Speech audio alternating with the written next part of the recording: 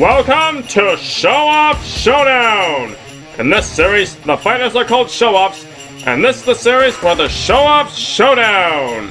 Now let's meet the Showoffs for tonight's showdown, shall we? Tonight is the second annual Showoff Showdown Christmas Special! As you may know, Christmas is also a time for nostalgia, and what better gift to give than a battle of the true arcade classics? That's right, Wreck-It Ralph versus Donkey Kong! Now keep in mind, this is the original Donkey Kong from 1981, who is a completely different character from the modern Donkey Kong, so we won't be having any moon-punching apes fighting here tonight. In fact, it has actually been confirmed that Donkey Kong's grandfather, Cranky Kong, is actually the OG Donkey Kong from 1981, now in his elderly years. But Ralph's not going to be fighting an old man. Tonight's holiday special is going to be all old school. I put links to the analysis on both characters in the description below. Now without further ado, it's time for the Showoff 2 Showdown! Get ready for the next battle.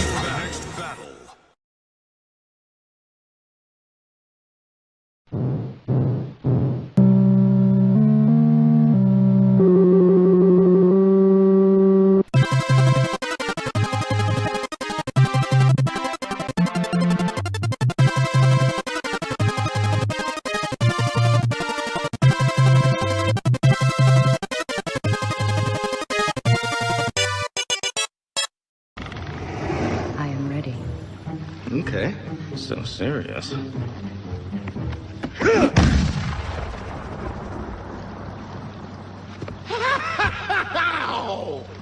I think I'd prefer the masked.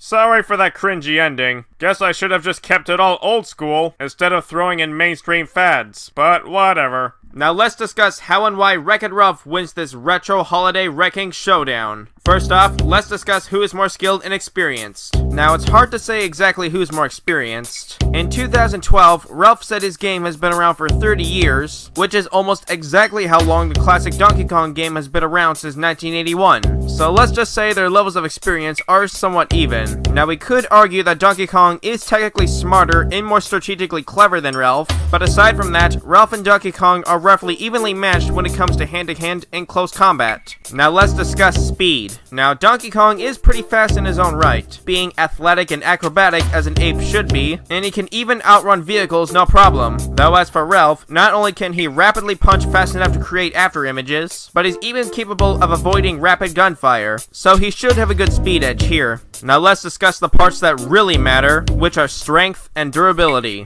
Now, as you would expect, Donkey Kong is even tougher than he looks, being able to take a lot of physical abuse and long falls on a regular basis, as well as tanking large explosions no problem. Now while the classic Donkey Kong is nowhere near as strong as his grandson, he's still quite impressively strong. In fact, one of his most impressive feats of physical strength is when he grabbed and stopped an airplane while it was in the middle of taking off, and then ripped it in half. Now because this is a very small plane, let's say it's comparable to an Airbus A318, which is the smallest of all Airbus planes. An A318 averagely weighs about 39,500 kilograms, which is over 43.5 tons. Although once again, the plane was in the middle of taking off when Donkey Kong caught it, and an A318's takeoff weight is roughly 59,000 kilograms, which is over 65 tons. So that's quite an impressive feat of physical strength Donkey Kong has displayed there. However, is it enough to match Ralph's strength? Well, let's just say, you'd be quite surprised by how strong Ralph has become in his second movie. Speaking of which, fair warning, this next feat I'm about to describe contains some pretty major spoilers from the new movie Ralph Breaks the Internet. So if you have not seen the movie yet, then I highly insist that you turn off this video right now if you don't want any spoilers. But of course, it's entirely up to you. You have been warned.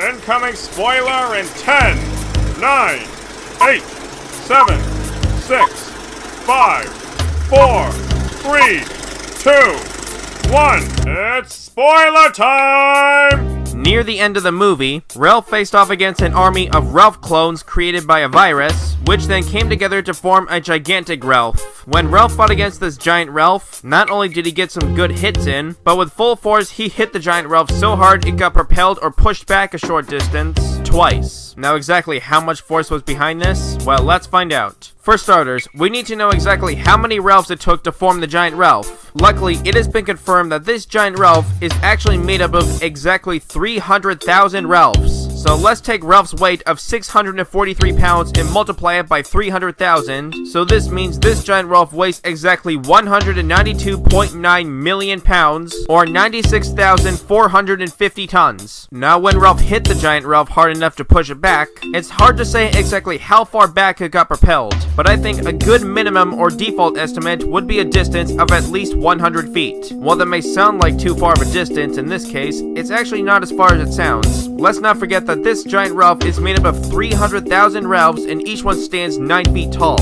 Okay, I know not all of these Ralphs make up its height, and it's more likely that the majority of them make up its limbs and body mass, but at least a very small fraction of those Ralphs have to make up its height. So let's lowball its height and say it only took a minimum of 1,000 Ralphs to make up its height from head to toe, while the rest of the Ralphs fill in all the body mass. In this case, the giant Ralph is at least 9,000 feet tall, so 100 feet is like a couple inches compared to that, more or less. So it's possible that it got pushed even further than 100 feet, but I think 100 feet is still a good minimum distance to stick with for now. Anyway, now that we know the giant Ralph's weight, and the minimum distance it got propelled when Ralph hit it, let's apply this to a Newton's of force formula. Now keep in mind, I am not an expert on physics, so there's a very great chance that I might have miscalculated this or didn't use it properly, so if I screw this up in any way, then I'm not surprised. Though I used 2 different force calculators and they both gave me the exact same result. Anyway, with the mass of the giant Ralph weighing 96,450 tons, in order to propel it back at least 100 feet in only a second, Ralph had to have hit it with over 2.9 billion newtons, which is equal to 660 million pounds, or 330,000 tons of force. Trust me, I was shocked as you were when I first got the result. Now, if you thought Ralph's striking strength is impressive, it ain't nothing compared to his durability. At the end of the final battle, when Ralph was caught in the giant Ralph's grasp, quite literally, the giant Ralph was constricting and crushing Ralph in the palm of its hand. Now, in order to find out exactly how much crushing force Ralph's body had to endure, let's take Ralph's estimated strength earlier and multiply it by the 300,000 Ralphs that make up the giant Ralph. But before we do that, some people are probably thinking that all the Ralph clones were just stackpiling on top of one another, but it's more likely that they were actually interlocking or connecting with each other like circuits, magnets, or USBs, and they've all fused together to form one body and mind. If you look at the way the giant Ralph moves, it can walk and move freely and even form facial expressions. If you ask me, I don't think a plain stack pile could perform such accurate lifelike movements that easily. Now let's not forget that these Ralph clones are actually computer-generated viruses, and if you look closely, they have vein-like computer patterns on their skin, and not to mention the giant Ralph's body crackles with red electricity, which may indicate a circuit. So therefore, when all these Ralph clones combine to form this giant Ralph,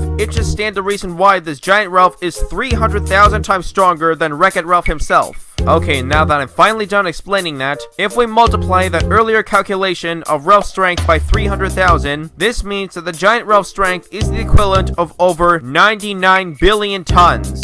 wow. Although, I doubt this giant Ralph was using all of that force to crush Ralph in just his hand, as it takes more muscles and effort to punch something full force than it does to squeeze something in the palm of your hand. You know what, let's just heavily lowball this by saying the amount of effort that the giant Ralph used to constrict Ralph in the palm of his hand was only 10% of that calculation. So even if we divide that number by 10, that would still be equal to over 9.9 billion tons. Either way, that's quite a lot that Ralph had to endure while almost getting crushed to death by a giant clone 300,000 times his size. And you thought Ralph's feat of wrecking Diet Cola Mountain was impressive. So with all of this in mind, I think it's safe to say that Ralph's levels of strength and durability far outclass that of Donkey Kong's. Even if Donkey Kong was in his giant form, it still wouldn't be nearly enough to put Ralph down. Plus the fact that the giant clone Ralph fought was much bigger and stronger, and you know what they say, the bigger they are, the harder they fall. I think I've said enough. So, in the end, looks like Donkey Kong just got wrecked. The winner of this battle is Wreck-It Ralph. Now, once again, Ralph was fighting the original classic Donkey Kong from 1981. This is one of the original stuffed Donkey Kongs from the early 1980s. Why does he have to have his hands like this? Like, what's he trying to tell us? And look at his face. He knows it's funny. It's like, hey, you, fuck you. Now, if Ralph was facing the modern Donkey Kong we all know and love, he wouldn't stand a chance. This feat right here says it all. So therefore, there's really no point in offering a rematch since we obviously know who'd win. So for now, I'll say this. Hope you enjoyed this episode and have a Merry Christmas. But before I wrap this up, I've got a special gift for all of you guys right here. Next time on Showoff Showdown!